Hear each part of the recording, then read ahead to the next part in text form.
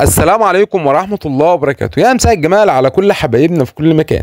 معظم المربين يا جماعة الخير الفترة الأخيرة بقت تربي حمام محبوس.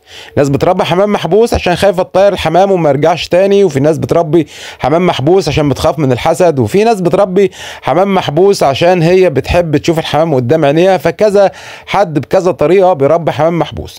طيب الحمام ده يا جماعه المحبوس معظم المربين بتشتكي وبتقول مفيش انتاج من الحمام المحبوس. الحمام ده بيريح بالثلاث 4 شهور، وفي ناس بتكلمني في الكومنتات بيقول لي في حمام عندي مريح بقاله سنه. مفيش يا جماعه الخير حاجه اسمها حمام بيريح بقاله سنه، ولا حمام بيريح بقاله 3 4 شهور، مفيش الكلام ده. اقصى حاجه الحمام بيريح وهي في فتره القلش، وممكن يريح لحد 8 اسابيع، يعني ممكن يريح شهرين اقصى حاجه، وده لان الحمام بيجمع عنقود بيض وبيبتدي عنقود بيض جديد. تمام كده؟ طيب يبقى انا هنا عرفت ان في مشكله عندي لو الحمام ريح فترات طويله، وان الحمام المحبوس يا جماعه في حاجات لازم بوفرها له. 5 حاجات بوفرها للحمام المحبوس هقول لك عليهم تعملهم ان شاء الله تعالى. لو عملت ال5 حاجات دول هتلاقي عندك الحمام كله فيه انتاج، وكل الحمام ان شاء الله تعالى هتلاقي يا تحته بيض يا تحته زغاليل. ولكن يا شباب قبل ما نبدا الفيديو نصلي على سيدنا محمد صلى الله عليه وسلم. اتمنى دعم الفيديو بلايك نوصله للناس، جزاكم الله خير. طيب اول حاجه لو انا بربي حمام محبوس ومفيش انتاج عندي، فانت ناقصك عنصر من ال5 عناصر. هقول لك ال5 عناصر. اول عنصر لازم ان انت تدخل الشمس المكان. لو ما بتدخلش الشمس المكان فانت الحمام ممكن يتوقف عندك عن الانتاج. ليه؟ لان يا جماعه الشمس ديت فيها فيتامينات، بتدي الشمس ديت فيها فيتامين سي بتدي للطيور دي. انه كمان من فوائد الشمس ان هي بتقتل كل الامراض، فمهم جدا ان احنا ندخل اشعه الشمس المكان، او ان احنا ندي الف د 3 اهي. لو انت مجبر ومش عارف ان انت توفر الشمس المكان هتجيب الف د 3 اهي عشان تعوض فيتامين د في جسم الطيور. دي رقم 1. تمام كده؟ طيب رقم 2 يا جماعه معظم المربين الحاجه ديت ما بتاخدش بالها منها، ان الحمام المحبوس لازما بديله التحديق. ليه يا شباب؟ لان الحمام المحبوس ان سبحان الله تعالى ان الطيور دي التحديق ده بيساعد على الهضم، وكمان بيدي كالسيوم لجسم الطيور عشان تجدد عنقود البيض وتبدا ان هي تشتغل تاني من اول وجديد. يبقى التحديق عنصر مهم جدا ان انا اوفره.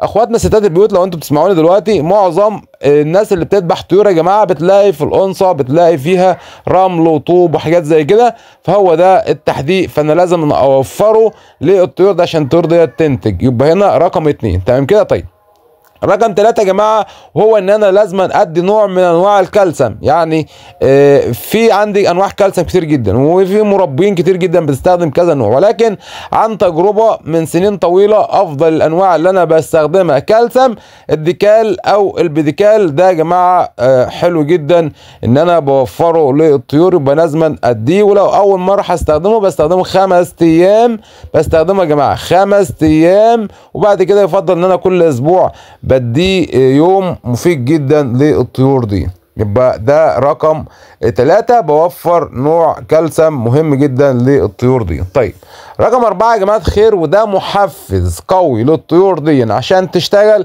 طبعا يا جماعه الطيور الحمام الطاير بيجيب العش من بره، لو انت ما وفرتلوش العش خالص هو تلاقيه بيجيب العش بتاعه من بره.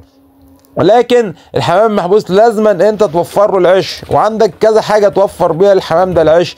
ممكن بتعمل له التحديد، خلطه التحديد تحط له في البياضه مثلا، ممكن توفر له القش، ممكن نشاره الخشب. كل الحاجات دي تنفع للحمام كمحفز عشان الحمام يشتغل عندك. تمام كده؟ طيب لو انا بقى يا جماعه حابس الحمام ده وفي عندي في المكان ده في عندي حشرات، ممكن الحشرات دي برضو تخلي الحمام ده يتوقف عن الانتاج. فمهم دوره شهريه تبص في الحمام عندك في حشرات ولا لا. هتقول لي الحشرات، ايوه اقول لك حشرات، وكمان بتضعف دم الزغاليل. لو في زغاليل عندك الحشرات دي بتمص دم الزغاليل، خصوصا الحشرات العش، وبتلاقي الزغاليل مسيفه والزغاليل ضعيفه.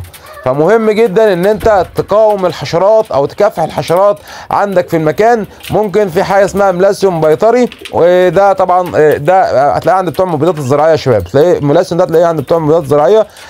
5%. هترش في الارقان وترش تحت العشوش وترش في مكان عندك، بس خلي بالك ما يجيش على وش الزغاليل وما يجيش على مسقه الميه او الاكل. ملاسيون 5% بيقضي على كل الحشرات، الفاش، ذباب الريش، سوس الريش، كل الحاجات دي هو الملاسيون بيقضي عليها بفضل الله تعالى. تمام كده؟ طيب ممكن تعمل عمليه استحمام برضو الحمام، بس الكلام ده في الصيف. في الشتاء مش مستحب تعمل عمليه استحمام الحمام بالاوكسوميثرين او الافريزين برضو عشان تقضي على الحشرات. طيب الحاجه اللي بعد كده يا جماعه اللي انا لازم اوفرها للحمام المحبوس، ما ينفعش ان انت تدي نوع حبوب واحد.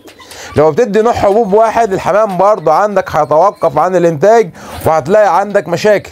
فانا لازم هنا انوع الحبوب. لو انا بطير الحمام ممكن اديله نوع واحد من الحبوب. لو انت بتطيره ويروح ويجي في الطبيعه الحمام البلدي الحمام الشعبي وبينزل الحقول والقصه دي كلها ما عنديش اي مشاكل، اديله حبايه 2 3.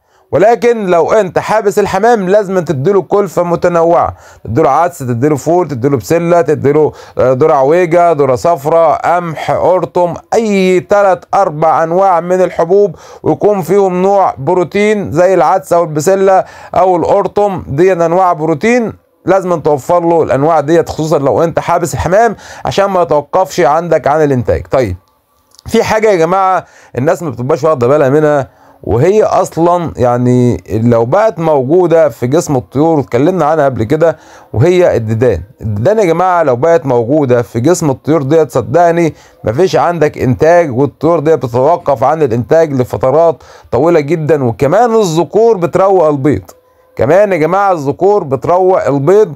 فانا لو مش بوفر للحمام ده كل 3 شهور بديله جرعه ديدان عشان يقتل الديدان اللي في جسم الطيور دي، الطيور دي يعني من نفسها هتقف عن الانتاج.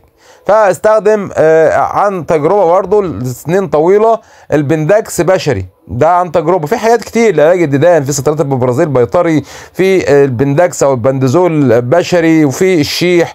ممكن تستخدم اي حاجه من الحاجات ديت، ولكن انا بكلمك عن تجربتي. البندكس بشري حلو جدا في القضاء على الديدان. اخر حاجه يا جماعه يعني انا عايز انصحك نصيحه، الناس اللي توصل معايا في فيديو دلوقتي تستفيد. يا جماعه الخير لو انت بتربي حمام شعبي، يعني ايه حمام شعبي؟ يعني في حمام شلباز وفي حمام بلدي وفي حمام كركندي وفي حمام، اي حمامه في المجمل تحت ثمنها فوق ال 300، تحت ال 300 400 جنيه فهي حمامه شعبي. تمام كده؟ بنصحك ان انت ما تحبس الحمامه دي، لان حبس الحمام بيحتاج شغل معين انت ممكن ما تقدرش عليه، وممكن ما يكسبكش لو عملت الحاجات دي. يعني لو انت حابس الحمام هتديله فيتامينات واملاح معدنيه وكالسيوم وكلفه متنوعه وقصص طويله كده، فهتلاقي الحمام مش مجدي معاك او مش مكسبه مش احسن حاجه لو انت مربيه للمكسب. تمام كده؟ فبنصحك هنا حاول ان انت تطير الحمام، هتستفيد منه اقصى استفاده باذن الله تعالى. مش عايز اطول عليكم شباب، بتمنى الفيديو ده يكون عجبكم. لو وصلت معايا في فيديو حضرتك ما تبخلش عليا باللايك بتاعك الجميل. اشوف الشكر على خير، استودعكم الله، السلام عليكم ورحمه الله وبركاته.